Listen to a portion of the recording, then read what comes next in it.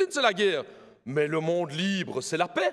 Les bombardements américains au Vietnam, c'est la paix. Les bombardements américains en Libye, c'est la paix. Les bombardements américains en Syrie, c'est la paix. Les bombardements américains en Irak, 1 million de morts.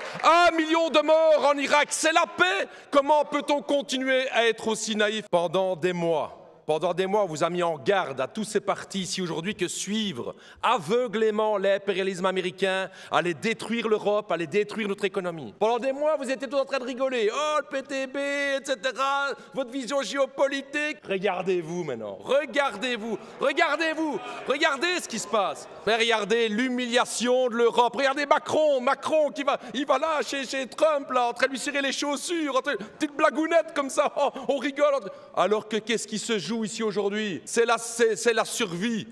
C'est la stratégie de l'Europe qui est en jeu ici aujourd'hui. Regardez le deal sur les minerais. C'est clair maintenant. De grondstoffen van Oekraïne in de pocket direct voor de Amerikaans impérialisme. C'est ça, monsieur le Premier ministre. Regardez au niveau de l'énergie, la même chose. Ils nous ont vendu leur gaz de schiste 3 ou 4 fois plus cher, les Américains, pour se faire de l'argent. Est-ce qu'on va continuer à suivre les Américains? Vous n'arrêtez pas la déclaration gouvernementale « America, America, America ».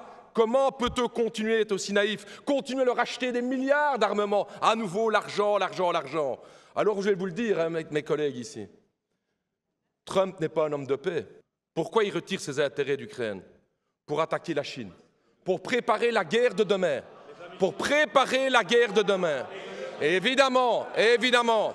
Et la question qui est posée aujourd'hui à l'Europe, monsieur le Premier ministre, c'est allons-nous suivre les Américains docilement comme des petits chiens ou allons-nous enfin développer une Europe indépendante et stratégique au niveau du monde? Le Sud global est en train de se réveiller aujourd'hui. Pour la première fois depuis la Deuxième Guerre mondiale, une puissance économique mondiale est en train de se faire dépasser par d'autres puissances du Sud. Si l'Europe veut survivre, il faut arrêter d'être naïf comme ici aujourd'hui et tendre la main. Une Europe non alignée doit tendre la main aux pays du Sud pour arrêter d'être naïf et se faire détruire par les États-Unis.